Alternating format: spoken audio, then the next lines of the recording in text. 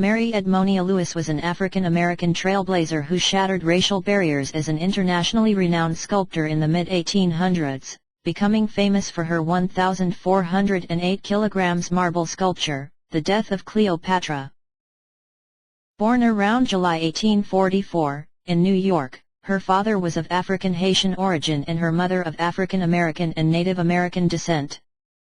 Lewis and her older half-brother, Samuel, were orphaned at a young age and raised by their maternal aunts, who lived near Niagara Falls, in northern New York State. According to a Montana newspaper, Samuel started working as a barber at age 12, allowing him to support his sister. He would later become a respected barbershop entrepreneur in Bozeman, Montana.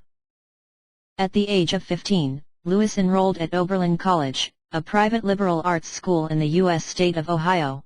The year was 1859, and Oberlin was one of the very few institutions to admit women and people of color at a time when slavery was still legal. It was at Oberlin where she began her arts studies. In 1862, she was accused of poisoning two classmates. Lewis was subsequently badly beaten by anti-abolitionist vigilantes and arrested.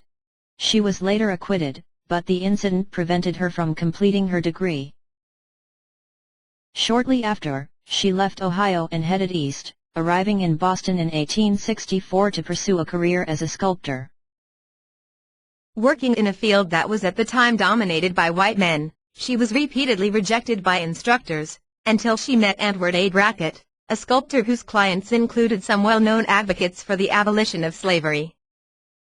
Lewis earned her name in Boston with her many works paying homage to abolitionists and heroes of the Civil War.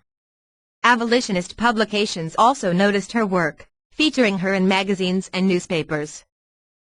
Her local success and popularity in Boston made possible her decision to move to Rome, and it was in the Italian capital that she became a highly respected artist. There, she focused on naturalism and themes relating to African American and Native American issues, achieving both financial and critical acclaim. But it was her Cleopatra sculpture for which she became most well known. It was featured at the 1876 Centennial Expo in the U.S. city of Philadelphia and is now part of the collection of the Smithsonian American Art Museum. She was also commissioned in 1877 to work on a portrait of U.S. President Ulysses S. Grant.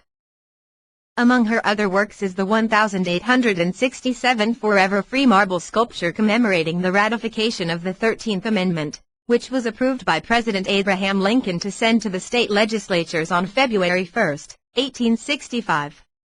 Ratified by sufficient state legislatures in December of that year, the amendment abolished slavery in the United States.